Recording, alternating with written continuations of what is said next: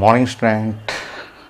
X ray atomic structure part 4 में पढ़ना था और कॉमन टॉपिक पूरा एटॉमिक स्ट्रक्चर ही कॉमन टॉपिक है, केमिस्ट्री में भी है, फिजिक्स में भी है, बट एक्सरे जो ज़्यादा लीड करेगा आपका फिजिक्स में।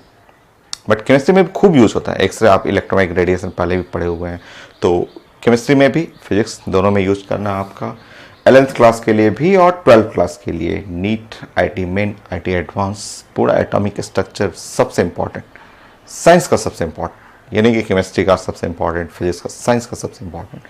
और यह है लेक्चर नंबर 2, जिसमें हम लोग पढ़ेंगे फ्रीक्वेंसी। लेक्चर नंबर 1 में फंडामेंटल रिजल्ट कंप्लीट, एक्सरे कैसे प्रोडक्शन करना है, उसमें इलेक्ट्रॉन गन कैसे लेना है, कैसे वर्क करता है थर्मानिक इमिशन से, इलेक्ट्रॉन जब निकलेगा तो उसको स्ट्रेट लाइन पाथ में कैसे भेजना है, हाई पोटेंशियल अप्लाई करके कैथोड के ऊपर हिट करना है, जो मेटल प्लेट बनाएंगे, हार्ड मेटल लेंगे, उससे एक्सरे निकालना है, बेरिलियम का ग्लास का विंडो बनाना है, उससे एक्सरे इमिट होगा।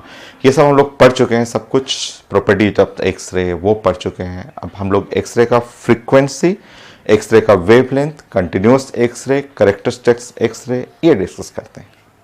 स्टार्ट करते हैं।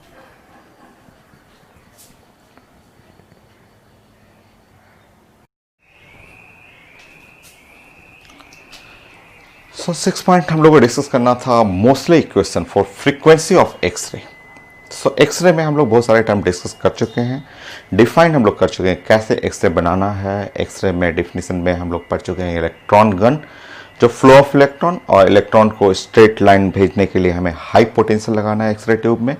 उसके बाद मेटल लेना है, हार्ड मेटल लेना है, प्लेटिनम, टंगस्टन, मोलिब्डेनम, इस टाइप के हार्ड मेटल लेकर के एक्सरे जनरेट करना और उसको बेरिलियम विंडो से पास करना, वो एक्सरे ट्यूब हो गया।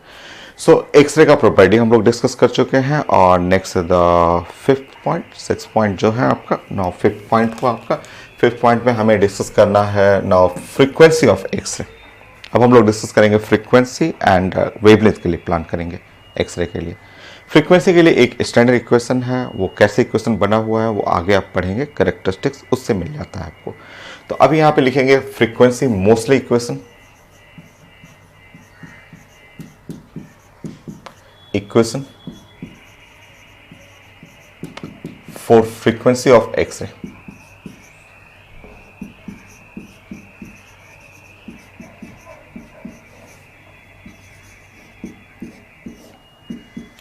सो एक्सरे फ्रीक्वेंसी के लिए आपका मोस्टली का इक्वेशन एक रिजल्ट है, जिसका ग्राफिकल फॉर्म, न्यूमेरिकल भी आगे पढ़ेंगे हम लोग, इनका न्यूमेरिकल पार्ट भी हम लोग को डिस्कस करेंगे।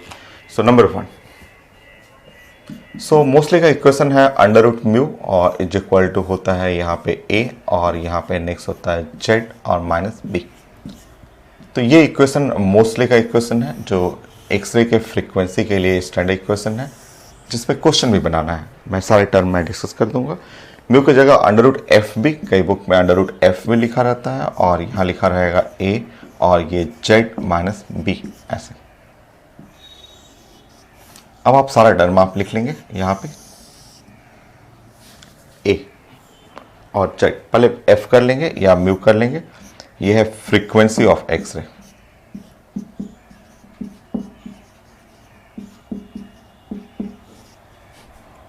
Of X-ray. सो एक्सरे का ये फ्रीक्वेंसी, जेड जो है वो atomic number of metal plate, जो मेटल प्लेट आप लिए थे एक्सरे ट्यूब के अंदर जिससे निकलता, जैसे ये आप मेटल प्लेट लिए थे कि आप जानते थे कि यहाँ फ्लो ऑफ इलेक्ट्रॉन, ये इलेक्ट्रॉन जाएगा और इस मेटल प्लेट से हिट कर देगा इलेक्ट्रॉन, और यहाँ से जनरेट होता था एक्सरे, ऐसे यहाँ से निकलता था एक्सरे। सो ये जो मेटल, ये जो प्लेट ले रहा है, मेटल प्लेट ले रहा है, उसका एटॉमिक नंबर है Z. Z is the atomic number of metal plate.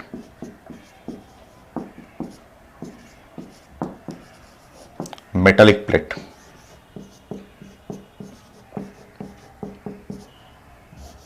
Plate in X-ray tube. तो जिस प्लेट जो मेटल यूज करते हैं उसका एटॉमिक नंबर है। A and B are two constant. A तो आगे आएगा, ए तो आगे, इसके आगे नेक्स्ट टॉपिक जो आएगा कैरेक्टरिस्टिक्स एक्सरे, उसमें ए आप डिस्कस करेंगे। ए कांस्टेंट है, एक कांस्टेंट है जो 6-7 पॉइंट में आएगा। ये कैसे निकाला जाता है इसका मैं समझाऊंगा आपको। बी भी एक कांस्टेंट है, बट बी का वैल्यू स्टैंडर्ड वैल्यू है। बी का जो वैल्यू होता है वो स्टैंडर्ड वैल्यू है, और बी के लिए ये फिक्स वैल्यू है 1 होता है फॉर के लाइन के लिए। आप लिख लेंगे, मैं बता दूंगा आपको के लाइन के लिए।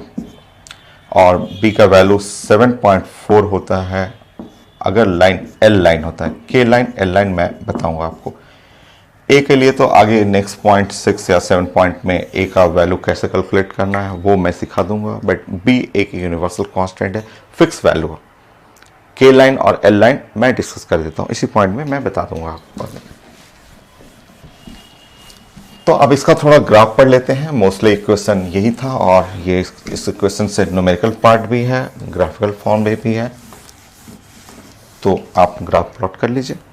सेकंड पॉइंट, सो मोस्टली का equation under root mu is equal to A है और जेड माइनस बी प्लॉट करेंगे आप। इधर अंडर रूट म्यू रख लेंगे,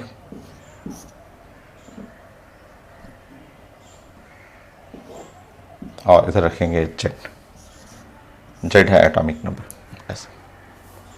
सो अंडर रूट म्यू और ए जेड माइनस बी। तो देखिए इस साइड आप ले लीजिए अंडर रूट म्यू, और इधर आप ले लेंगे ए और जेड माइनस ए बी ऐसे।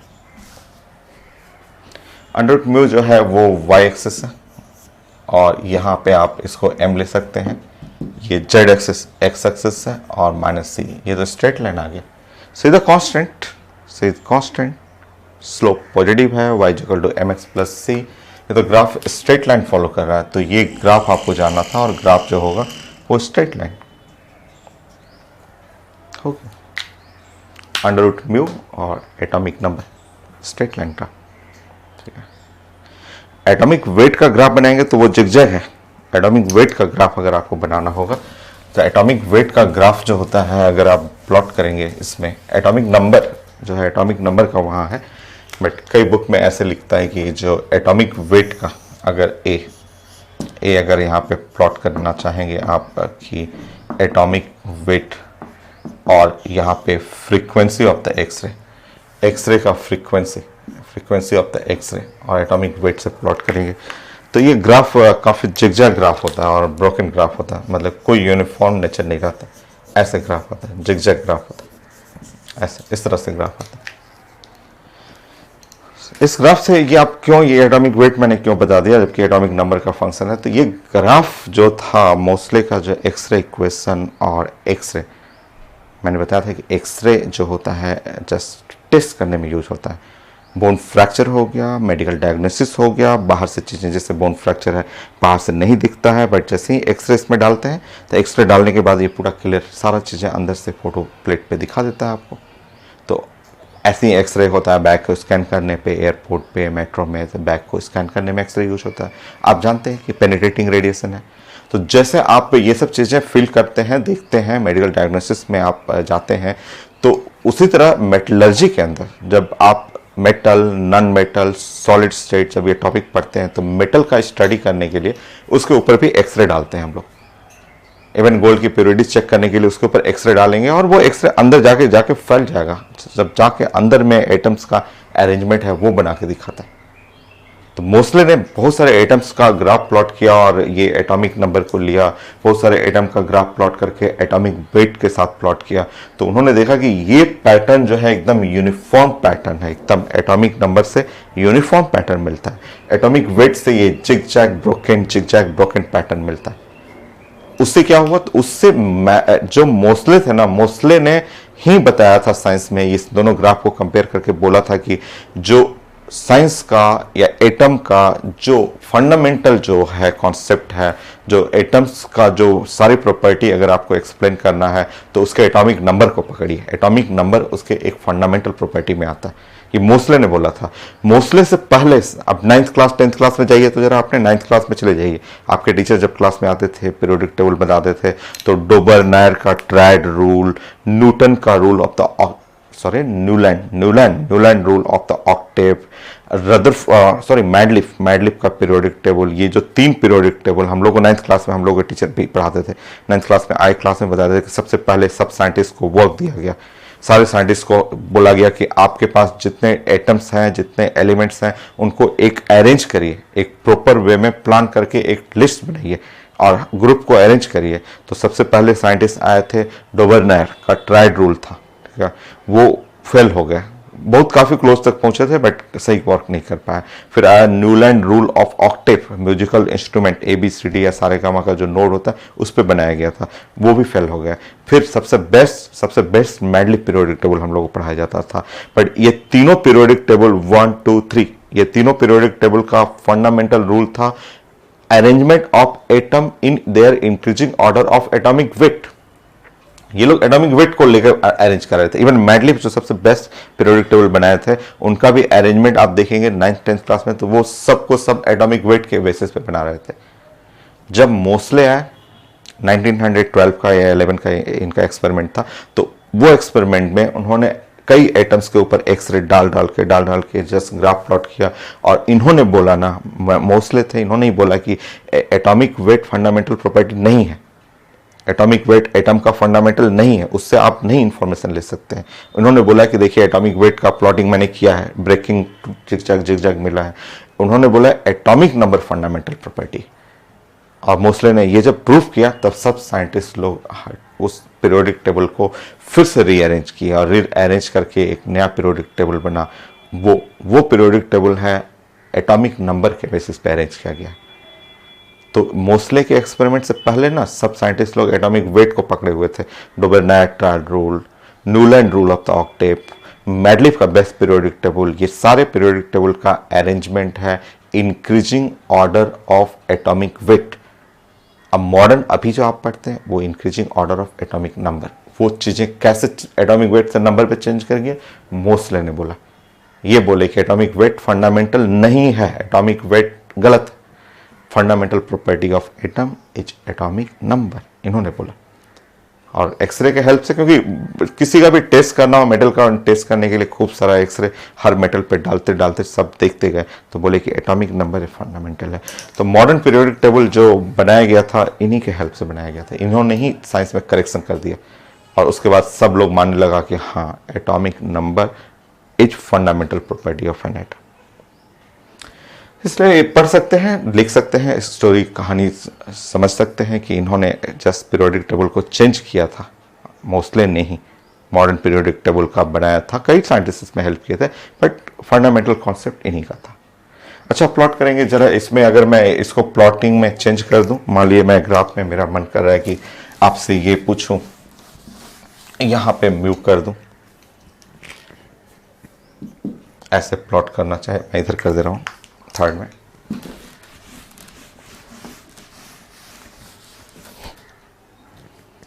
मुझे यहां फ्रीक्वेंसी करना है और इस साइड में आपको जेड रखना है, अंडर रूट म्यू नहीं, फ्रीक्वेंसी और जेड ऐसे रखना है।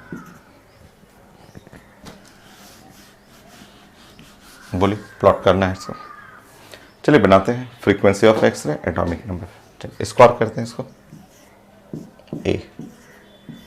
ए स्क्वायर सॉरी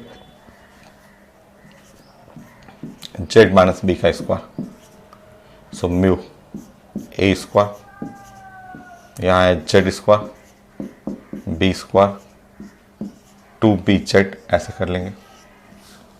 यहाँ फ्रीक्वेंसी और यहाँ पे हायर पावर, जो सबसे हाईएस्ट पावर है, सबसे हाईएस्ट पावर है वो जेड स्क्वायर है ना, यहाँ पे ये जेड स्क्वायर, ये जेड स्क्वायर है। तो ये फंक्शन है, इधर देखेंगे y, और ये फंक्शन है एक्स स्क्वायर। पता तो चला कि ये पाराबोलिक ग्राफ है। ग्राफ तो ये पाराबोलिक ग्राफ है, ये पाराबोलिक ग्राफ हो, ठीक है, पाराबोला टाइप का ग्राफ हुआ, पाराबोलिक ग्राफ हुआ, बट एकदम परफेक्ट पाराबोला नहीं, क्योंकि ये नहीं कि ये इसमें और भी तो फंक्शन है, जेड माइनस बी है। पाराबोला होगा, आप ग्राफ प्लॉट करेंगे तो कुछ इस टाइप से आएगा, पाराबोलिक फंक्शन होगा, और जब आप Z is equal to b करेंगे तो Z is equal to b देख लीजिए, देन फ्रीक्वेंसी, इस पॉइंट पे फ्रीक्वेंसी 0 होगा, जेड और बी बराबर होने पे फ्रीक्वेंसी 0 होती है। ये है पाराबोलिक फंक्शन। नेक्स्ट आपको इसमें मुझे बताना था कि के लाइन एल लाइन क्या होता है, वो भी आपको एक्सरे में जानना है, जो कि काफ़ी आसान है, आप जानते हैं। मैं एक बार सिखा देता हूँ आपको। फोर्थ पॉइंट, आप पढ़ रहे थे ना, frequency of x ray is equal to A और जेड माइनस बी। ये बी इज इक्वल टू आप पढ़ रहे थे 1 और किसके लिए, के लाइन के लिए, और बी इज इक्वल टू 7.4 पढ़ रहे थे किसके लिए, एल लाइन के लिए, ऐसे पढ़ रहे थे। के लाइन एल लाइन क्या है उसका मीनिंग मैं समझा दे रहा हूँ कि काफ़ी ईजी है। वो हाइड्रोजन स्पेक्ट्रम का काफ़ी रिजल्ट इसमें कॉमन है और वो यूज होता है। मैं आपको समझा देता हूँ। के लाइन एल लाइन सेम जैसा हाइड्रोजन था उस तरह यहाँ पे हाइड्रोजन स्पेक्ट्रम में हाइड्रोजन था, यहाँ पे आप प्लस जेड ही कर लेंगे और ये कर लेंगे मेटल, ये मेटल हो गया, ठीक है। और ऐसे बना लेंगे 1 and 2 and 3 and 4 ऐसे बना लेंगे, इस तरह से बना लीजिए। आप ऑर्बिट नंबर दे देंगे इसको। So n is equal to 1, n is equal to 2, n is equal to 3 और n इज इक्वल टू 4। ये है के सेल है, L सेल है, ये M सेल है और N सेल है। ये KLMN ये सेल है, ऐसा हुआ, ठीक है। ऑर्बिट नंबर हो गया यहाँ पे, ठीक है। देखिए आप जो पढ़े हुए हैं पहले वही चीज़ें यहाँ पे रिपीट करेंगे। देखिए यहाँ पे आप जानते हैं ये लाइन हो गया, एक लाइन ये हो गया, ये लाइन हो गया, सारे लाइन के पे आ रहे हैं, बट ये फर्स्ट लाइन है तो इसको के अल्फा बोलते हैं, ये सेकेंड लाइन है तो इसको के बीटा बोलते हैं, थर्ड लाइन है तो इसको के गामा बोलते हैं, अल्फा बीटा गामा। देखिए एल पे जो लाइन आ रहा है, एल पे ऐसे आ गया, ये वाला आ गया, तो इस लाइन को बोलते हैं एल अल्फा बोलते हैं और इस लाइन को बोलते हैं एल बीटा बोलते हैं, है ना। नेक्स्ट यहाँ पे ऐसे लाइन ले लेंगे, इसको बोलते हैं एम अल्फा। तो के अल्फा, के बीटा, के gamma, L alpha, L beta और ये है एम अल्फा पढ़े हुए हैं। तो यहाँ पे लाइंस लिख लेंगे आप।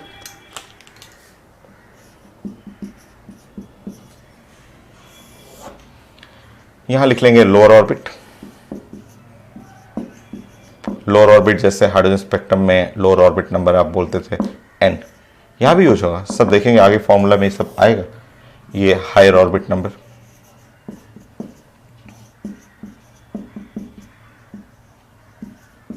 m। सो लाइन्स हुआ लोअर ऑर्बिट, हायर ऑर्बिट और वो के लाइन एल लाइन।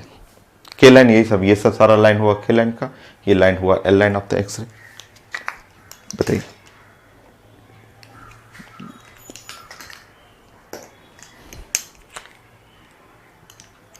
यहाँ पे बताइए K alpha lower orbit 1, higher orbit 2, K beta lower orbit जानते हैं आप 1, के बीटा के लिए lower orbit, higher orbit 3, K gamma lower orbit 1, higher orbit 4 हो गया, इजी। एल का फर्स्ट लाइन हाइड्रोजन स्पेक्ट्रम आप पहले देख लीजिए, वहां से रिपीट कर लीजिए। एल अल्फा 2 और यहाँ पे 3 है, एल बीटा ये लोअर ऑर्बिट 2, हायर ऑर्बिट 4 हो गया। M alpha, so lower orbit है 3, हायर ऑर्बिट है 4। हमें पढ़ना है के लाइन ही पढ़ना होता है, हम लोगों के सिलेबस में के लाइन ही है, बट बुक में के लाइन और एल लाइन के लिए बी का वैल्यू लिखा हुआ है जो कि फिक्स वैल्यू है, के लाइन के लिए एल लाइन के लिए। सो के लाइन और एल लाइन ये, तो के लाइन ये सब तीनों लाइन हुआ, एल लाइन ये हुआ। नेक्स्ट हम लोग डिस्कस करेंगे इसमें wavelength of the X-ray, frequency हो गया और wavelength of the X-ray. Help लेंगे हम लोग हाइड्रोजन स्पेक्ट्रम का, उसी का हेल्प से हम लोग सब कुछ बनाएंगे यहाँ पे।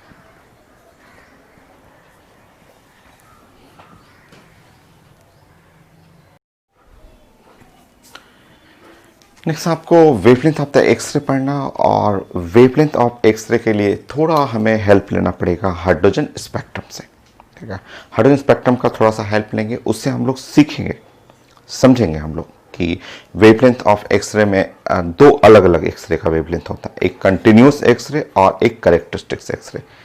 तो थोड़ा सा डिफरेंट है और थोड़ा डिफिकल्ट तो नहीं है, डिफिकल्ट लोग बोलते हैं, बट आप समझ सकते हैं, हाइड्रोजन स्पेक्ट्रम पढ़े हुए हैं तो आप समझ सकते हैं। मैं एकदम ब्रेक कर करके फिगर बना बना के आपको समझाऊंगा और उससे सीखिएगा, ठीक है। आप जानते हैं कि देखिए, आप जानते हैं कि ये है हाइड्रोजन एटम या हाइड्रोजन लाइक सिस्टम है। हाइड्रोजन लाइक सिस्टम में आप ऐसे पढ़ते हैं, फिगर बना के हम लोग पढ़ेंगे, 6 पॉइंट कर लेंगे और नंबर 1 और कई फिगर 5-6 फिगर से सीखेंगे हम लोग। ये है, आप यहाँ पे ऐसे बातें कर रहे हैं,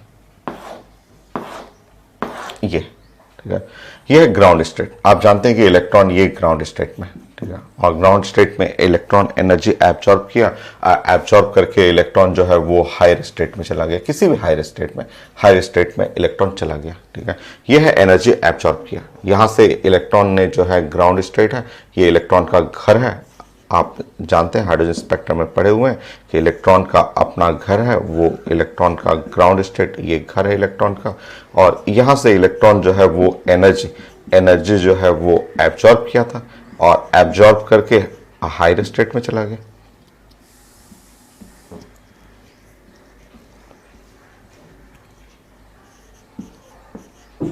ठीक है, हायर स्टेट चला जाएगा। हाइड्रोजन स्पेक्ट्रम पढ़े थे कि इलेक्ट्रॉन अपने घर में रहता है, बट कहीं से उसको एनर्जी मिलेगा, वो एक्साइटेड स्टेट हायर ऑर्बिट में चला जाएगा, बट वो रुकता नहीं है, वहाँ रुकेगा नहीं, बहुत कम सेकंड, बहुत कम, मतलब अगर मान लीजिए यहाँ गया भी तो ये सिर्फ 10⁻⁻8 सेकंड, बस इतना देर तक ही रहता है और उसके बाद घर वापस आ जाएगा, घर वापस रिटर्न करता है। अगर रिटर्न करते समय, मान लीजिए कि ये रिटर्न करते समय अगर यहाँ से घर वापस आया, घर वापस यहाँ पे आ गया, इस जगह आ गया, ऐसे आ गया, घर वापस आते हुए अगर फर्स्ट ऑर्बिट में आ गया, ये फर्स्ट ऑर्बिट n का वैल्यू 1 में आया, तो ये लाइन आपको पता है कि ये लाइन जो मिलेगा अल्ट्रावायलेट में, यूवी रे में मिलता, ठीक है, अल्ट्रावायलेट रे में आपको मिलता, ठीक है ना।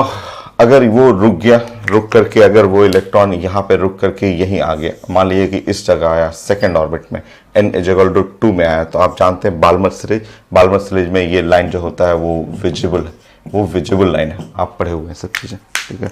और अगर वो इलेक्ट्रॉन घर नहीं वापस आकर के बल्कि वो यहाँ पे आ गया, इस जगह आ गया, n=3 में आ गया, तो आप ग्रीन वाला लाइन जानते हैं कि इंफ्रारेड, ये इंफ्रारेड का लाइन है, ठीक है। तो इलेक्ट्रॉन जो है वो जंप कर रहा है हायर ऑर्बिट से और फिर उसको घर वापस आना है। घर वापस आते समय वो अलग अलग ट्रांजिशन दिखाता है, जिसमें पढ़े हुए हैं Lyman series, Balmer series, Paschen series, और ये लाइमन सीरीज है वो अल्ट्रावायलेट में आता है, बाल्मर सीरीज है विजिबल में, और लाइमन, बाल्मर, पास्टन, ब्रैकेट, फुन, हम्फ्री, ये सब सीरीज होता है इंफ्रारेड में होता है, पढ़े हुए हैं आप, ठीक है। अच्छा, अल्ट्रावायलेट से जस्ट ऊपर तो होता है, अल्ट्रावायलेट से जस्ट ऊपर रेडिएशन में होता है एक्सरे, ठीक है। अगर वही चीज सेम होता है कि अगर ये हाइड्रोजन एटम है, हाइड्रोजन एटम में देख रहे हैं कि इलेक्ट्रॉन जब लौटता है, घर लौटता है, तो वो रेडिएशन इमिट करता है, और ये भी इलेक्ट्रोमैग्नेटिक रेडिएशन है, ये भी इलेक्ट्रोमैग्नेटिक रेडिएशन है, और ये भी इलेक्ट्रोमैग्नेटिक रेडिएशन है। अब वही हाइड्रोजन के जगह पे अगर कोई दूसरा एटम ले रहे हैं, यहाँ पे अदर एटम, हैवी एटम ले रहे हैं, यहाँ पे हाइड्रोजन की जगह ये एक मेटल ले रहे हैं, ये एक मेटल लेंगे यहाँ पे, तो इलेक्ट्रॉनिक ट्रांजिशन है, उसी से एक्सरे मिलता है। जो इलेक्ट्रॉनिक ट्रांजिशन है, मान लिया इलेक्ट्रॉन है, वो इलेक्ट्रॉन कहीं से एनर्जी एब्जॉर्ब करके हायर स्टेट में चला गया, हायर स्टेट में गया, बट आप जानते हैं कि यहाँ सिर्फ 10⁻⁻8 सेकेंड तक रुकेगा, और रुकने के बाद वो रिटर्न बैक करेगा, और वही रिटर्न बैक करते समय जो होता है वो इमिट करता है, एक्सरे इमिट करता है। तो जैसे ये पढ़ रहे हैं, हाइड्रोजन स्पेक्ट्रम तो पढ़ा हुआ है, खूब अच्छे से जानते हैं कि इलेक्ट्रॉन घर में रहना चाहता है, बट कहीं से उसको एनर्जी मिला, हायर ऑर्बिट में जाएगा, वो रुकेगा नहीं, तुरंत लौटेगा। लौटते समय हर साइंटिस्ट ने अपना लाइन्स बनाया था, लाइमन का lines, Balmer line, Paschen line, Brackett, और सारा लाइन्स इलेक्ट्रोमैग्नेटिक रेडिएशन ही, ये अल्ट्रावायलेट है, ये विजिबल है, इंफ्रारेड है, फिर इंफ्रारेड है, सब इलेक्ट्रोमैग्नेटिक रेडिएशन इमिट होता था। वही हाइड्रोजन के जगह पे हटा दीजिए, हाइड्रोजन हटा दीजिए, हाइड्रोजन की जगह पे कोई मेटल ले लीजिए, प्लेटिनम, मॉलिब्डेनम, टंगस्टन, गोल्ड, कोई भी heavy metal, soft metal, copper, aluminium लेंगे और सब कुछ वही करेंगे, वही इलेक्ट्रॉन को एनर्जी आप दे देंगे, इलेक्ट्रॉन जाएगा और एक्साइट होगा और रिटर्न करेगा तो इमिट एक्सरे, रिटर्निंग करते समय इमिट एक्सरे, ये जो कि इलेक्ट्रोमैग्नेटिक रेडिएशन है।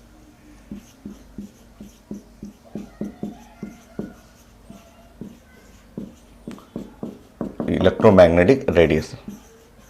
उसे कंपेयर करेंगे ना हाइड्रोजन स्पेक्ट्रम से तो ज़्यादा क्लियर होगा, आपको समझ में आएगा कि जैसे हाइड्रोजन में था और उसमें लाइमन बाल्मर पास्चन ब्रैकेट फुंड हम सीरीज पढ़ते थे, और इलेक्ट्रॉन घर वापस आएगा, रिटर्न तो करना है, रिटर्न करते समय रेडिएशन इमिट करता था। Exactly same now atom, hydrogen atom replace करिए हैवी मेटल से, सब कुछ वही होगा, इलेक्ट्रॉन जस्ट एक्साइट करेगा, क्योंकि आप एक्सरे ट्यूब में आप जानते हैं कि हाई पोटेंशियल से इलेक्ट्रॉन को एक्साइट कर देते हैं और वो जंप करेगा और फिर वो रिटर्न बैक करेगा, वापस आएगा तो वही एक्सरे इमिट करेगा।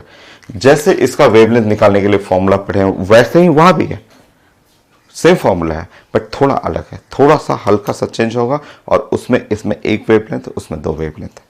एक कंटिन्यूअस एक्सरे कहलाता है, एक कैरेक्टरिस्टिक्स एक्सरे कहलाता है। वो सब मैं एक एक करके समझा दे रहा हूं, एकदम क्लियर समझ में आ जाएगा। हाइड्रोजन स्पेक्ट्रम खूब बढ़िया पढ़ा हुआ है, इसलिए अच्छे से समझ में आ जाएगा आपको। स्टार्ट करते हैं। थर्ड पॉइंट,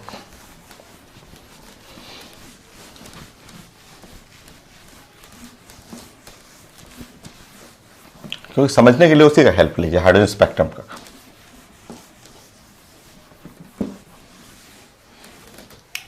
थर्ड पॉइंट,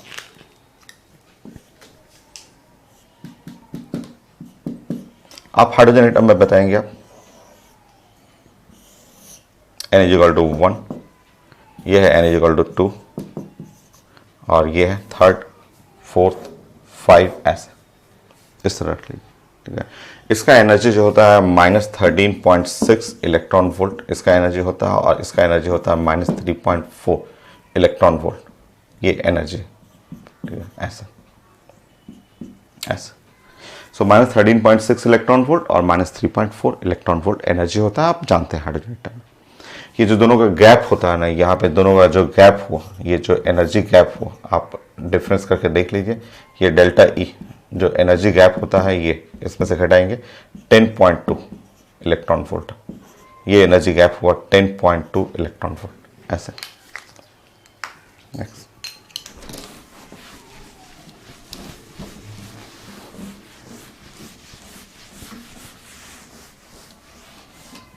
देखिए समझते रहिएगा।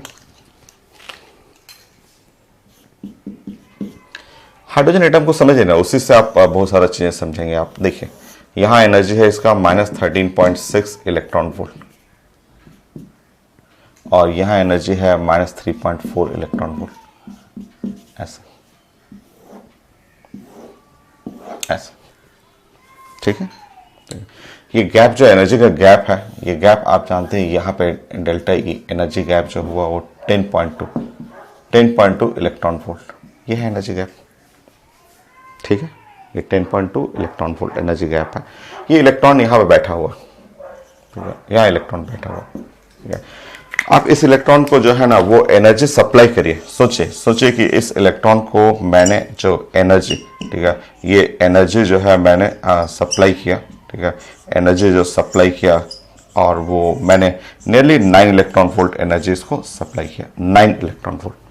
सोचिए कि 9 इलेक्ट्रॉन वोल्ट सप्लाई किया, तो 9 इलेक्ट्रॉन वोल्ट में देखिए यहाँ से यहाँ जाने के लिए, यहाँ से यहाँ जाने के लिए कितना चाहिए, 10.2, और मैं कितना दे रहा हूँ, 9।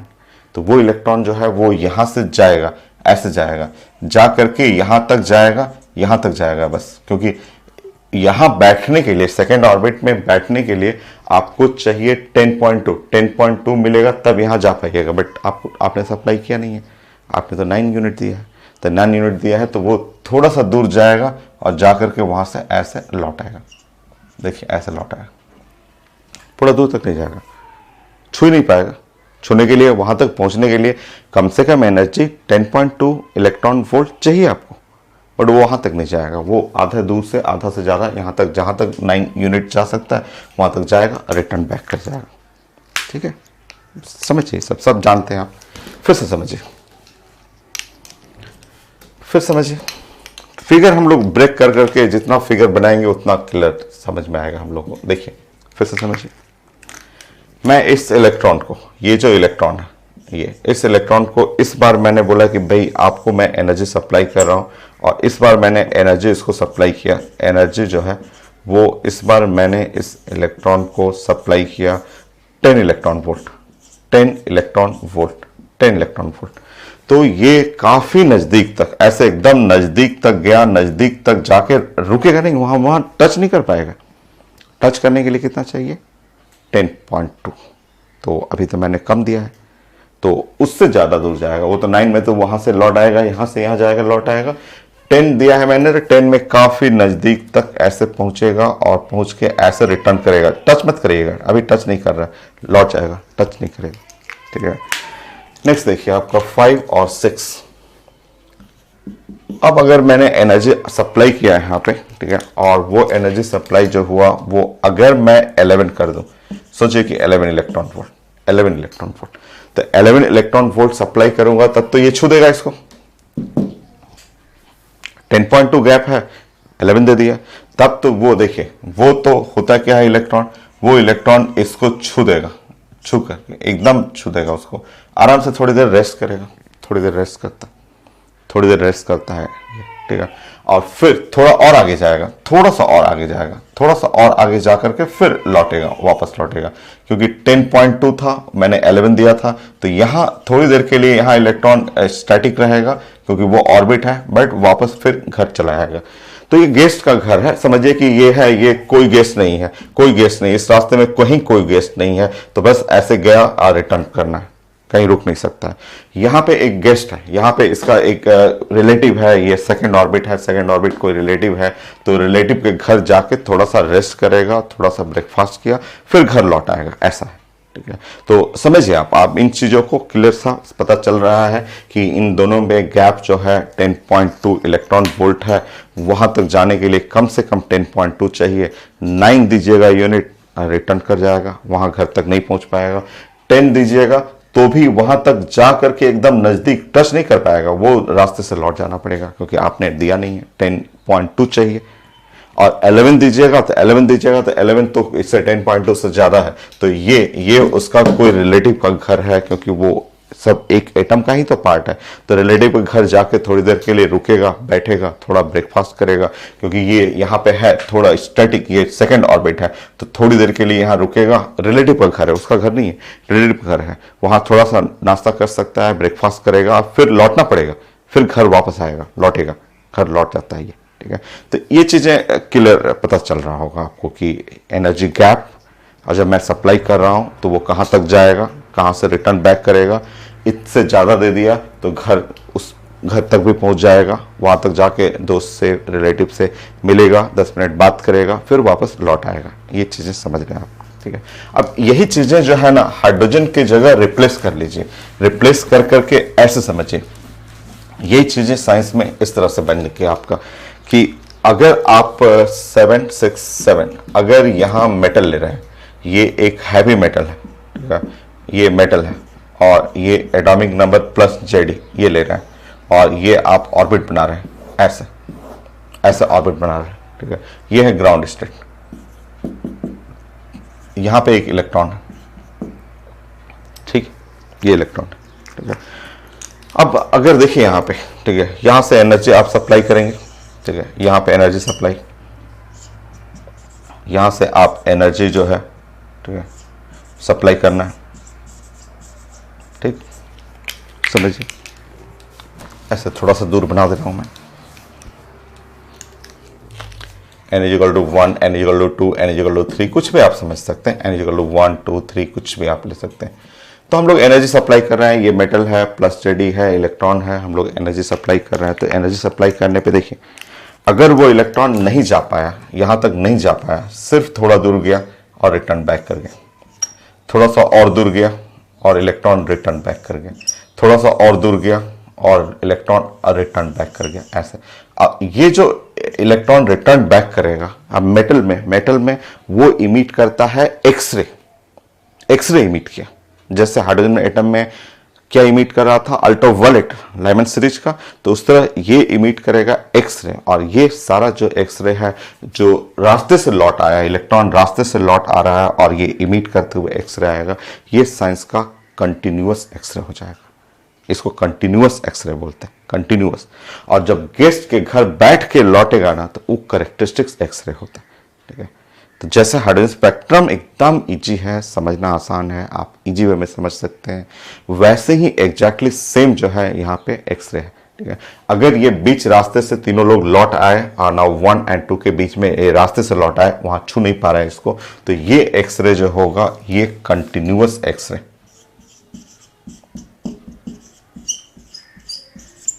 एक्सरे। और जब वो छू के चला आएगा, जैसे ये मेटल है, यहां पे आप ले रहे हैं, मेटल ले रहे हैं, ये मेटल हाइड्रोजन की जगह, हाइड्रोजन स्पेक्ट्रम समझने के लिए है, बट एक्सरे में तो आप मेटल लेते हैं, और मेटल लेंगे तो ये सब हटाएंगे क्या?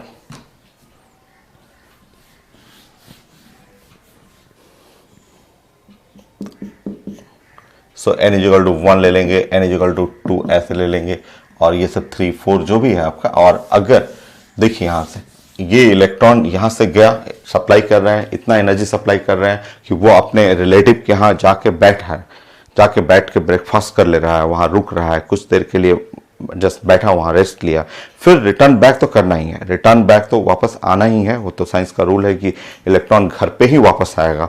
तो ये है कि रास्ते से लौट आया, ये पहुंच भी नहीं पाया वहां तक, रास्ते से लौट आया, सब रास्ते से लौट आया, जो रास्ते से लौट आया वो बना कंटिन्यूअस एक्सरे। और जो रिलेटिव के घर पे गेस्ट पे बैठा, 10 मिनट के लिए बैठा, बातचीत किया, फिर लौट के आया, तो ये जो एक्सरे आया है, ये जो रेड कलर का एक्सरे है, इसको कैरेक्टरिस्टिक्स एक्सरे बोलते हैं।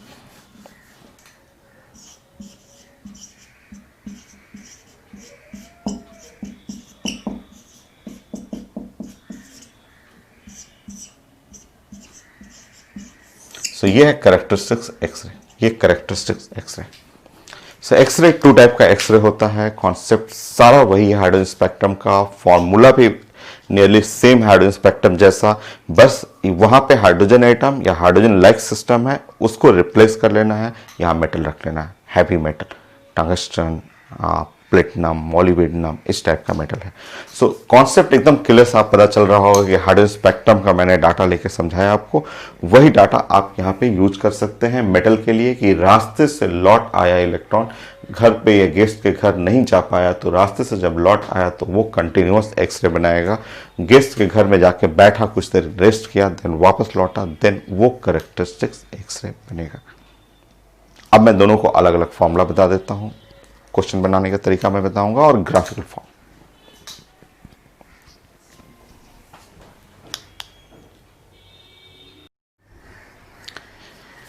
नेक्स्ट हम लोग डिस्कस करते हैं एक्सरे। एक्सरे में कैरेक्टरिस्टिक्स और कंटिन्यूअस एक्सरे दोनों का वेवलेंथ कैलकुलेट करने का मेथड सीखना है आपको।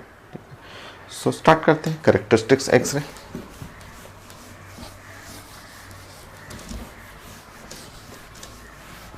सब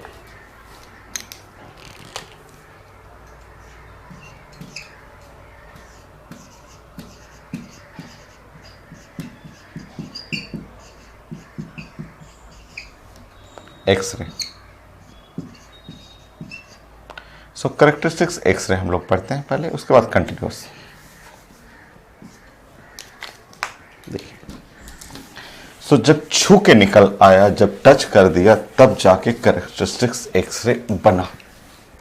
अगेन ड्राइंग, साइंस समझना है तो मैक्सिमम ड्राइंग। नंबर 1, सो ये है मेटल, मेटल का atomic number Z, nucleus charge Ze है, और ऐसा हो गया।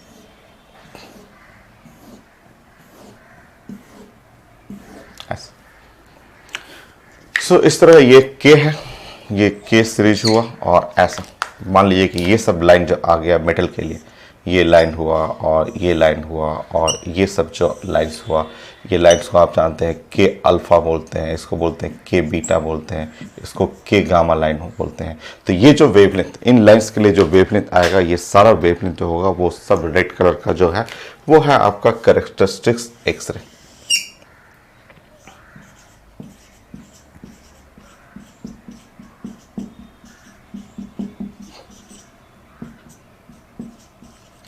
ये कैरेक्टरिस्टिक्स एक्सरे होगी।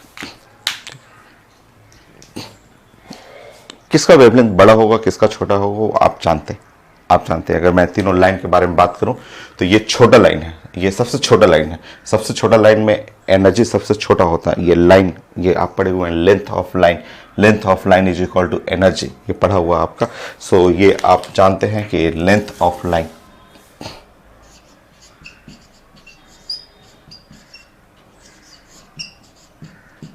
Proportional to energy. और जो एनर्जी के लिए पढ़ेंगे तो एनर्जी में सबसे ज़्यादा एनर्जी होगा के गामा, के बीटा, के अल्फा। और एनर्जी वेवलेंथ जो होता है वो जानते हैं कि वेवलेंथ होता है hc/Δe। सो ये पढ़े हुए हैं। तो इस तरह आप वेवलेंथ के लिए पढ़ेंगे, इन तीनों लाइंस के लिए वेवलेंथ पढ़ेंगे तो सबसे, अगर इसका एनर्जी सबसे ज़्यादा है तो वेवलेंथ सबसे कम। सो वेवलेंथ में लैम्डा अल्फा, लैम्डा के अल्फा कर लीजिएगा, लैम्डा के बीटा ग्रेटर देन लैम्डा के गामा, ये वेवलेंथ के लिए।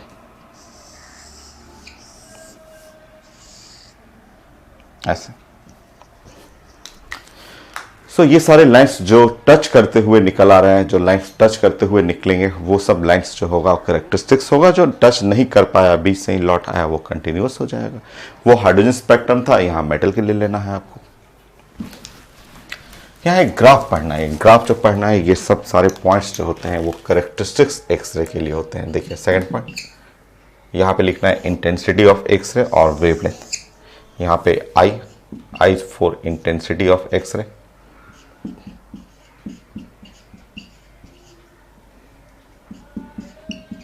इंटेंसिटी ऑफ एक्सरे, और यहाँ पे लैम्डा कर लेंगे, लैम्डा फॉर वेवलेंथ।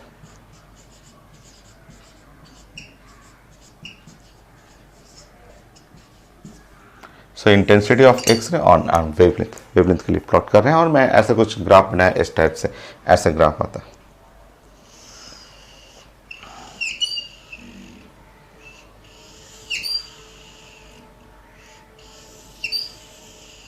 ऐसे ग्राफ, इस टाइप का ग्राफ इंटेंसिटी।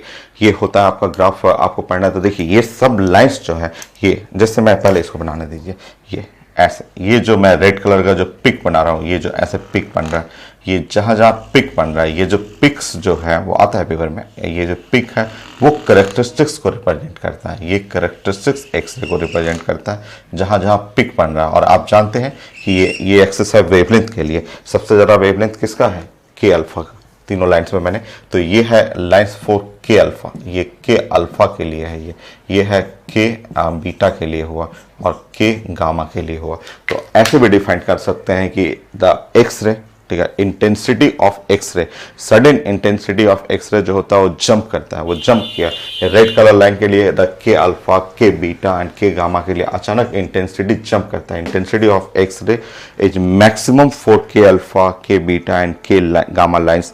और दीज लाइंस, ये जो आपका ये के अल्फा लाइन का वेवलेंथ, के बीटा लाइन का या के गामा लाइन का, जो जहां इंटेंसिटी मैक्सिमम है एक्सरे का, उसी को कैरेक्टरिस्टिक्स एक्सरे बोलते हैं।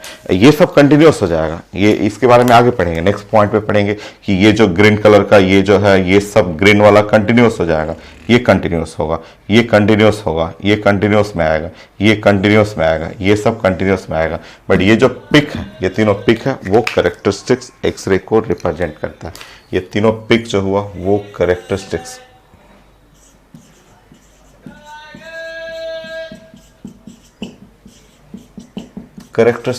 एक्सरे को रिप्रेजेंट करता है। ऐसा the intensity of X-ray maximum for K alpha, K beta and K gamma line. Science को ड्राइंग से पढ़ेंगे ना तो ज्यादा इजी लगता है। ऐसे विदाउट ड्राइंग आप सिर्फ स्टेटमेंट लिखते रहेंगे ना तो वो समझ में नहीं आता। तो वो ड्राइंग बनाना है, कैरेक्टरिस्टिक्स कैसे बनता है, कैसे छू के निकलेगा, और के अल्फा, के बीटा, के गामा, हाइड्रोजन स्पेक्ट्रम की जगह मेटल कर लेना है और उसी को फिर ड्राइंग में करना है। बोल रहे हैं कि intensity of X-ray maximum for the intensity of x ray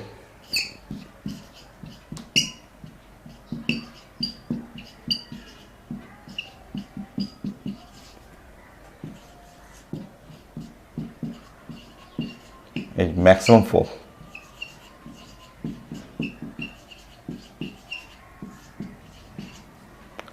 के alpha, k beta and k gamma line.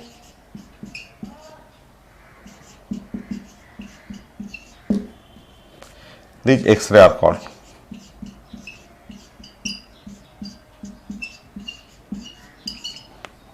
are defined as characteristics X-ray.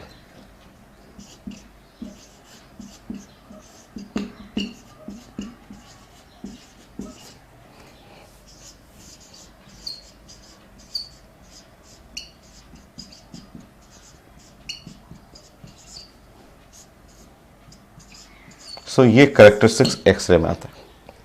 ये जो एक्सरे आ रहा है वो करेक्टरिस्टिक्स एक्सरे रहेगा। बाकी जो वेवलेंथ ये ग्रीन कलर वाला वेवलेंथ है वो कंटिन्यूस में आएगा, जो इसके आगे वाले नेक्स्ट पॉइंट पे हम लोग डिस्कस करेंगे। सो ये करेक्टरिस्टिक्स एक्सरे है जो छू के आ रहा है, और इन एक्सरे का वेवलेंथ जो है वो निकालने का तरीका जो है वो सेम है, हाइड्रोजन स्पेक्ट्रम जैसा ही है, थोड़ा सा हल्का सा चेंज है आपका।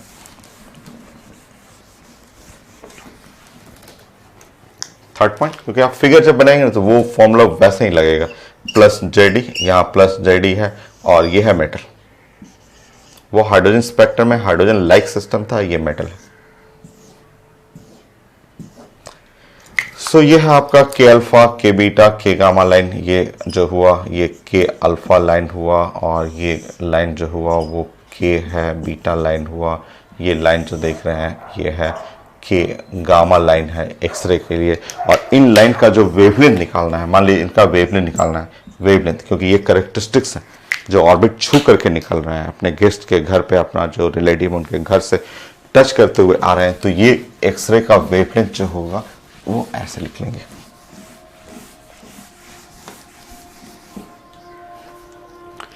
सो lambda wavelength of characteristics x ray,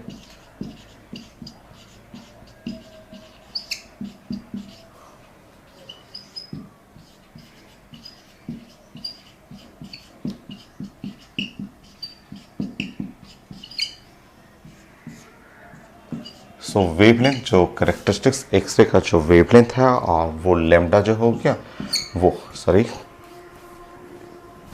formula same, hydrogen spectrum same है, थोड़ा सा चेंज है, हल्का सा चेंज है। देखिए 1 बाय लैम्डा सेम, वही रेडवर्क कांस्टेंट। ये जेड स्क्वायर की जगह ना हल्का सा चेंज है, ये जेड माइनस बी का स्क्वायर, और 1 by N square minus 1 by M square वो एकदम सेम है। सारा टर्म लिख लेंगे आप। So wavelength of characteristics x-ray R Y Rydberg constant,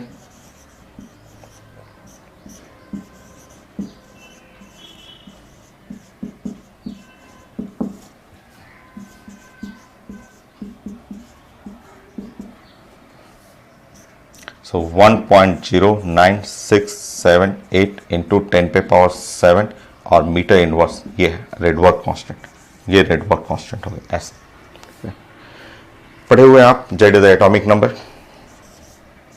metal का atomic number of metal. Question हम लोग बनाएंगे इस पे। एन जो है वो सेम लोअर ऑर्बिट, जैसे हाइड्रोजन स्पेक्ट्रम में है वही फॉर्मूला, लोअर ऑर्बिट। एम जो है वो हायर ऑर्बिट।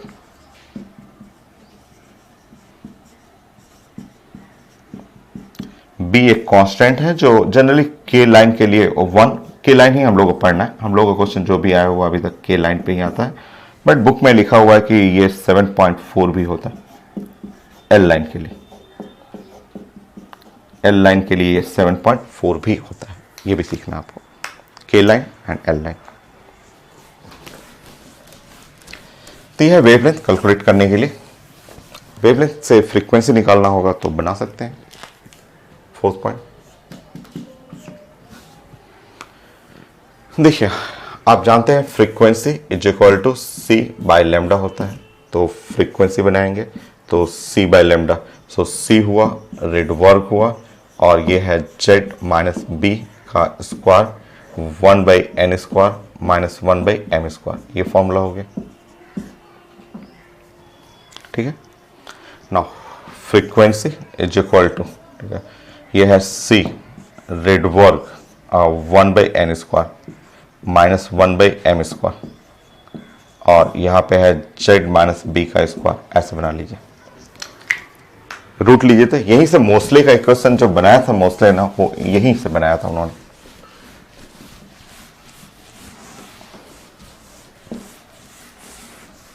रूट लीजिए दोनों साइड। जब आप दोनों साइड रूट लेंगे, जैसे इस साइड में रूट लेंगे और इस साइड भी, राइट साइड भी रूट लेंगे, c रेड वर्ग 1/n² माइनस 1/m², और इस साइड भी रूट लेंगे, इसको भी रूट में लेंगे, तो ये हो जाएगा z माइनस बी, ऐसा हो जाएगा इस तरह से। सो अंडर रूट म्यू, ये है root mu is equal to a। यही जो मोस्ले का इक्वेशन था वो यहीं से आया था। Under root mu is equal to a और z माइनस बी, यही मोस्ले इक्वेशन था जो आप पढ़ चुके हैं।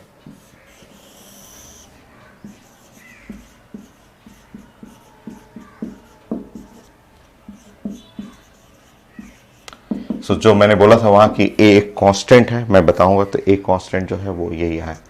a एक कांस्टेंट है और a का जो वैल्यू आता है वो वही ऊपर में जो है c रेड वर्ग 1/n² माइनस 1/m², ये है, ये था। सो a जो कांस्टेंट है और उसका वैल्यू ये जो मैंने बोला था कि एक कांस्टेंट है, वो मैं बताऊंगा, वो यही है, यहीं से आया था। तो मोस्ले का इक्वेशन यही, कैरेक्टरिस्टिक्स एक्सरे के वेवलेंथ को सॉल्व करते जाएंगे, वहीं से मोस्ले इक्वेशन आ जाएगा। पूछा गया था कि के अल्फा के लिए या अल्फा लाइन के लिए आपको बताइए, जैसे ऐसे पूछा गया था।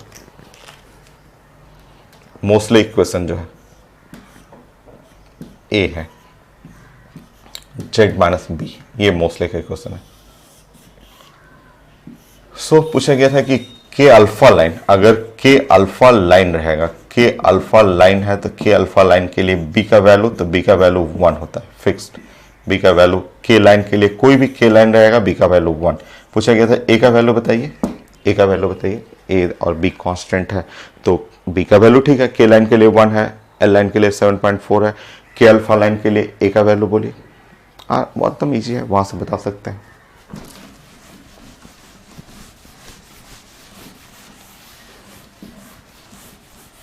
देखिए देखिए तो क्या लिखा हुआ, के अल्फा लाइन, समझिए। ये है प्लस जेडी और ये प्लस जेडी में यहाँ n इक्वल टू 1 हुआ, और ये है n equal to 2, higher orbit है, m इक्वल टू 2, और ये जो लाइन निकल रहा है, ऐसे लाइन, ये जो लाइन आ रहा है, इस लाइन को हम लोग बोलते हैं के अल्फा लाइन। ये लाइन जो है वो के अल्फा लाइन हो। आप बोल सकते हैं हायर ऑर्बिट 2, लोअर ऑर्बिट 1, और हमें चाहिए ए का वैल्यू चाहिए, तो A is equal to under root C Rydberg 1/1 minus 1/4, ऐसे। Lower orbit square, higher orbit square, 1 minus 1/4, 3/4,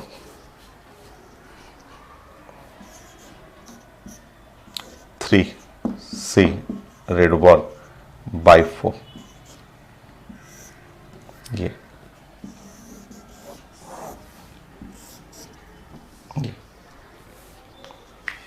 तो इस तरह जो मोस्ले में इक्वेशन में जो कांस्टेंट था ए, उसके बारे में जानना था, वो यहीं से वेवलेंथ से इक्वेशन से बन जाता है।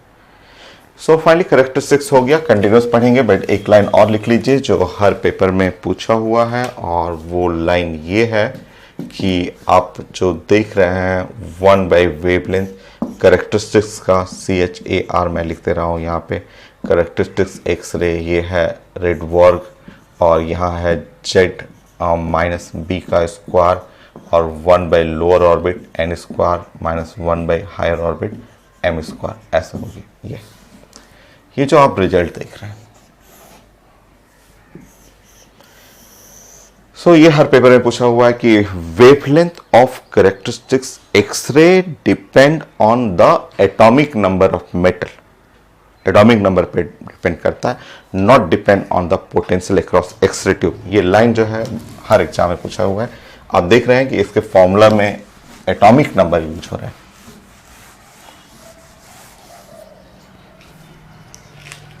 So wavelength of characteristics x ray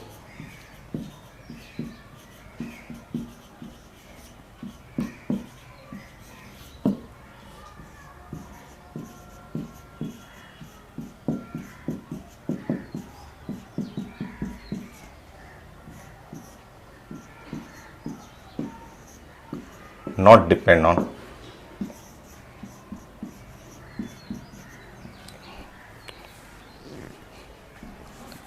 depend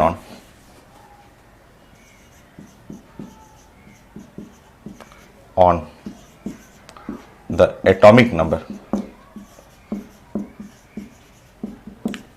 number of metal in X-ray tube। So X-ray tube में जो एटॉमिक नंबर है उसके ऊपर डिपेंड करता है।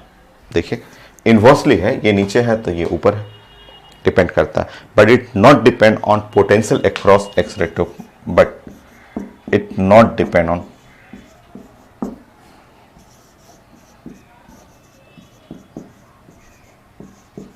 Potential across X-ray tube.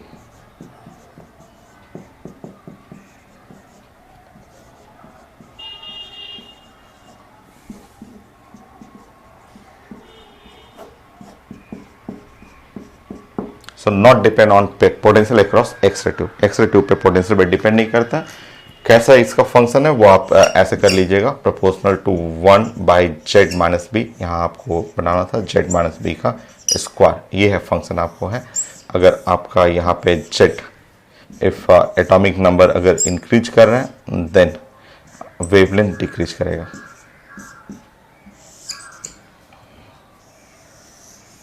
तो ये है रिजल्ट। सो कैरेक्टरिस्टिक्स हो गया। Now next the continuous X-ray.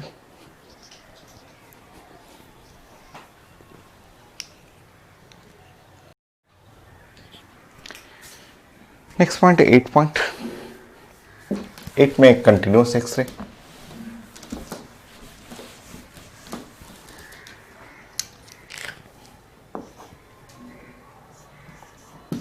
Continuous x ray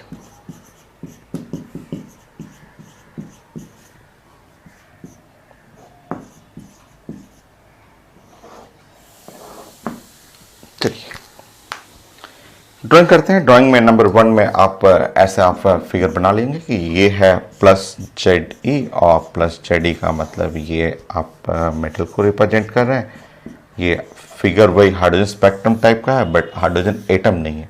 ये मान लीजिए कि कोई भी ऑर्बिट, फर्स्ट ऑर्बिट से इलेक्ट्रॉन जंप कर रहा है और जंप करने के बाद मान लीजिए कि इलेक्ट्रॉन यहाँ से जंप किया बट वो जा नहीं पाया, वहाँ तक गया नहीं, वो रास्ते से लौट आया। कहीं भी रास्ते से लौट आ रहा है, ये ऐसे रास्ते से लौटा तो इसको साइंस में कंटिन्यूअस एक्सरे बोलते हैं।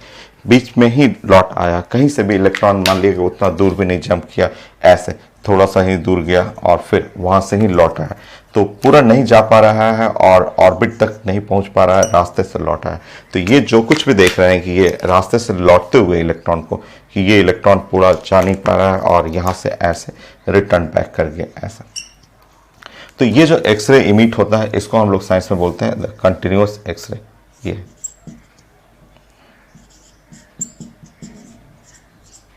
Continuous X-ray.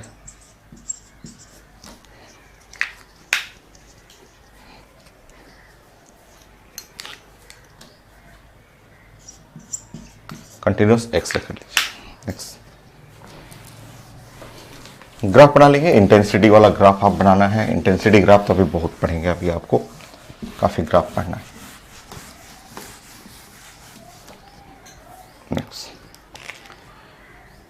Next second point, आप ग्राफिकल फॉर्म में आप ये बना लेंगे कि इंटेंसिटी ऑफ एक्सरे और ये जो है आपका ये वेवलेंथ कर लेंगे। ये वेवलेंथ ऑफ एक्सरे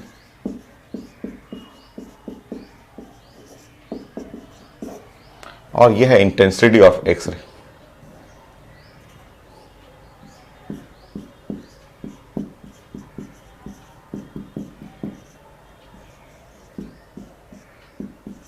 यह इंटेंसिटी ऑफ एक्सरे और ये जो वेवलेंथ ऑफ द एक्सरे के लिए ग्राफ है।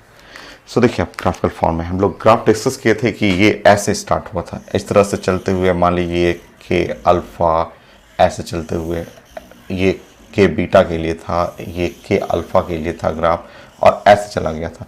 तो हम लोग पढ़े हुए थे कि ये लाइन के अल्फ़ा के लिए ग्राफ था, ये के बीटा के लिए ग्राफ था, और ये के गामा के लिए ग्राफ था। और अब आप स्टार्ट करेंगे, ये जो ग्रीन जोन है, ये जो जोन है ना, ये जोन जो हुआ ये कंटिन्यूस एक्सरे को रिप्रेजेंट करता है। ये कंटिन्यूस एक्सरे के लिए यहाँ पे ये बताया जाता है कि ये ग्रीन, ये करेक्टरिस्टिक्स है, ये जो हुआ कंटिन्यूस हो गया। जहाँ कंटिन्यूटी जो मैथ में ग्राफ कंटिन्यूटी जो फॉलो करता है कि लगातार ऐसे ग्राफ चलते रहेगा, तो ये कंटिन्यूस एक्सरे कहलाता है। यहाँ इसका रेंज, इसको कंटिन्यूस एक्सरे एग्जैक्ट नहीं निकालते हैं, एग्जैक्ट नहीं, क्योंकि वो कोई ऑर्बिट से आ नहीं रहा, ये एग्जैक्ट वैल्यू नहीं निकाला जाता है। एग्जैक्ट यहाँ से आता तब तो एग्जैक्ट बन जाता है, या इसमें रेंज बनाया जाता है। इसका वैल्यू हम लोग बोलते हैं ये है मिनिमम वैल्यू, और ये चला जाएगा इनफाइनाइट तक ऐसे इसको। तो ये ग्रीन कलर जो देख रहे हैं, ग्रीन कलर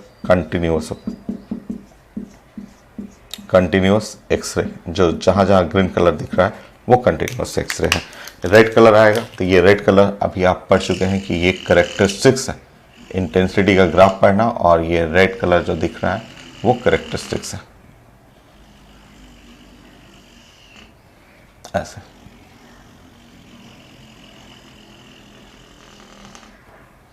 ये सब करेक्टरिस्टिक्स है ऐसे ये,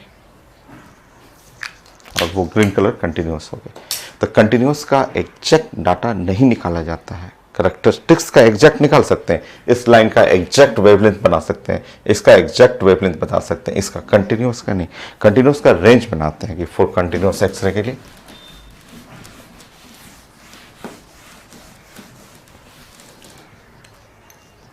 थर्ड, अगर आपको पढ़ना होगी lambda, lambda is the wavelength of continuous X-ray.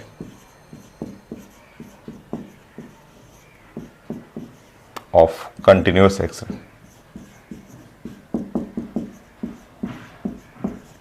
Wavelength of continuous X-ray अगर पढ़ना हो ऐसे, वेवलेंथ ऑफ कंटिन्यूस एक्सरे, तो एग्जैक्ट नहीं बनता है, यहाँ ऐसे बनाया जाता है कि लैम्डा मिनिमम ऐसे ऐसे करके यहाँ लगा सकते हैं, और lambda up to the infinite where lambda minimum greater than 0, वो पॉजिटिव है।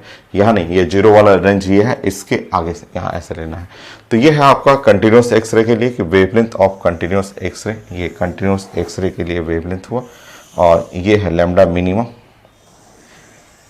0 और लैम्डा इनफाइनाइट के बीच में, लैम्डा मिनिमम ग्रेटर देन 0, वो ग्रेटर देन 0 से भी बड़ा है आपका, ये पॉजिटिव रहेगा। खुद आईटी क्वेश्चन है, ये पूछा हुआ question.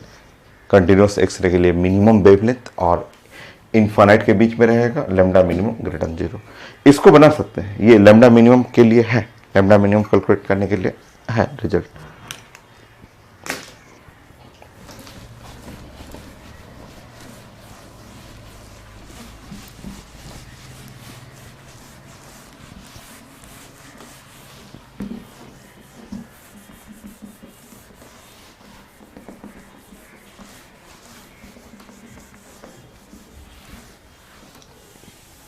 Lambda minimum fourth,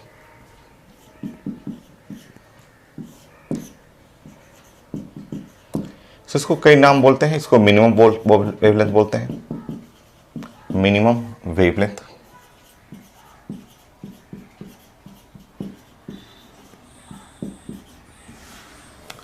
shortest wavelength,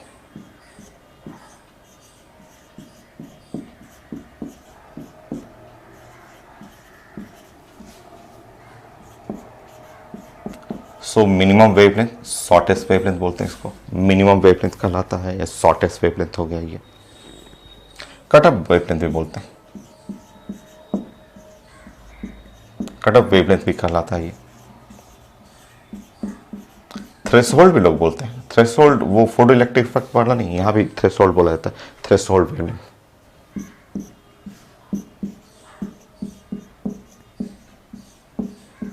threshold, cut off, जो भी लिखना हो, वेवलेंथ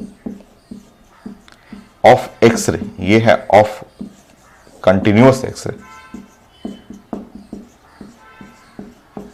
सो कंटिन्यूस एक्सरे का ये जो मिनिमम वेवलेंथ है या शॉर्टेस्ट वेवलेंथ है, कट ऑफ वेवलेंथ है, या आप थ्रेशोल्ड बोल सकते हैं, थ्रेशोल्ड वेवलेंथ जो होगा ये।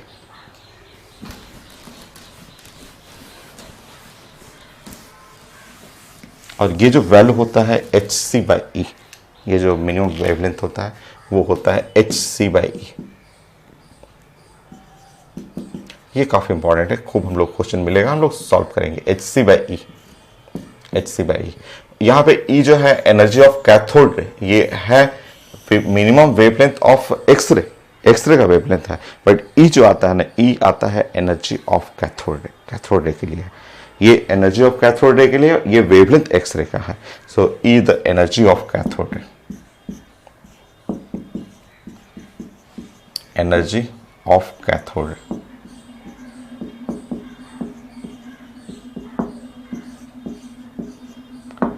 कैथोड रे क्या है? फ्लो ऑफ इलेक्ट्रॉन है, आप जानते हैं एनर्जी ऑफ कैथोड रे ये होगा। तो मिनिमम वेवलेंथ जो है निकालने का ये मेथड है जो आप एटॉमिक स्ट्रक्चर में इलेक्ट्रोमैग्नेटिक रेडिएशन में पढ़ते थे ना, hc/e, वही मेथड आपका। एनर्जी ऑफ कैथोड रे, एनर्जी ऑफ कैथोड रे के लिए एनर्जी की जगह आप लगा सकते हैं Q इंटू द V0, ऐसे यूज कर सकते हैं, बट आप जानते हैं कि आपका चार्ज पार्टिकल इलेक्ट्रॉन है तो E into V0। So V0 is a potential across X-ray tube, potential across X-ray tube. So potential across X-ray tube, ये पुट कर लीजिए वहां पे वैल्यू।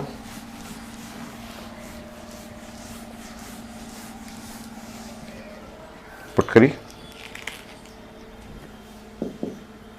पुट करिए। बहुत फेमस रिलेशन है ये, इससे काफी क्वेश्चन मिलेगा। क्वेश्चन हम लोग बनाएंगे, क्वेश्चन एकदम इजी है, आप रिजल्ट क्लियर करिए पहले। तो hc/e इंटू V0। तो कई क्वेश्चन इससे भी बनाएंगे भाई, शॉर्टेस्ट वेवलेंथ के लिए हम लोग ये भी कई क्वेश्चन बनाने में इसका भी हेल्प लेंगे, hc/e, या आपको पोटेंशियल के फॉर्म में रहेगा तो आप hc/e into V0, Q into V0। h constant है, c कांस्टेंट है, e कांस्टेंट है, पुट कर लीजिए और छोटा हो जाएगा formula. 6.6 into 10⁻34, c 3 into 10⁸8, e 1.6 into 10⁻19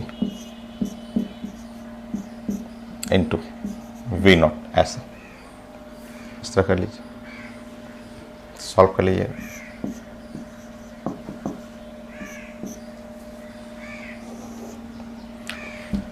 सो यहाँ पे आप सॉल्व करेंगे, यहाँ 6, 19.8 और यहाँ 1.6 और ये हुआ 27 और 27 और -7 और ये है V0।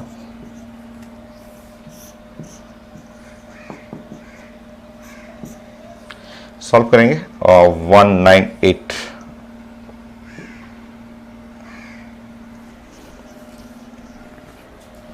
सॉल्व करिएगा। स्टैंडर्ड वैल्यू है 1 और 2, 3, 7, 5 आता है 10⁻−10 मीटर के फॉर्म में, नीचे जो V0 है। सो इसी को सॉल्व करके एंगस्ट्रॉम में आप लिख सकते हैं और इससे भी हम लोग बहुत सारे क्वेश्चन बनाएंगे शॉर्टेस्ट वेवलेंथ ऑफ एक्सरे के लिए।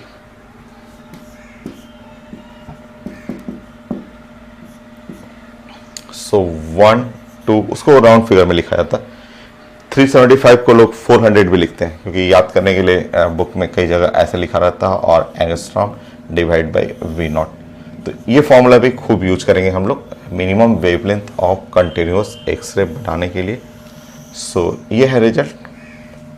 सो minimum wavelength of continuous X-ray के लिए मेन फॉर्मूला है hc/ energy of cathode ray. इसी को आपने चेंज किया तो hc/e इंटू V0 आ गया, और इसी को सॉल्व किया तो आपका इस फॉर्म में एक छोटा सा फॉर्मूला आ गया। V0 is potential across X-ray tube.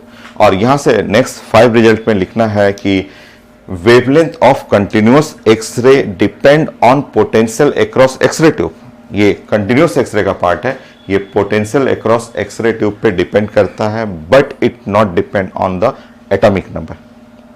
जैसे कंटिन्यूस के लिए पढ़े थे उसी तरह करेक्टरिस्टिक्स के लिए यहां पे लिख लेंगे last result.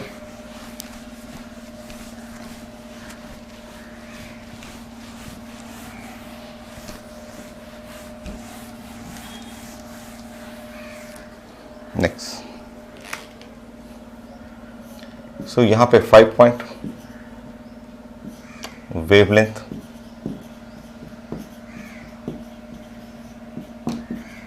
of continuous X-ray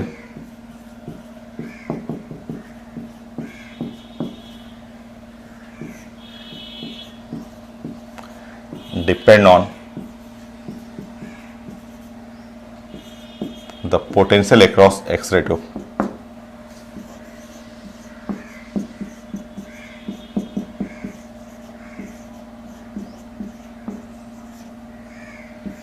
The X-ray tube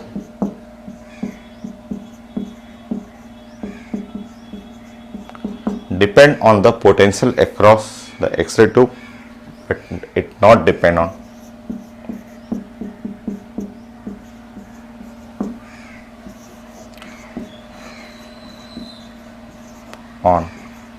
the atomic number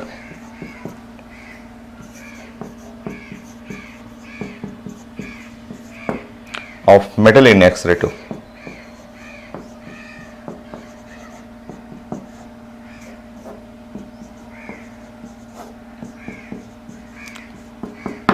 So wavelength final, continuous X-ray, characteristics X-ray, frequency final। अब कुछ ग्राफ है, 10 ग्राफ है, 10 ग्राफ डिस्कस कर लेते हैं, फिर हम लोग क्वेश्चन के लिए प्लानिंग करेंगे। नेक्स्ट।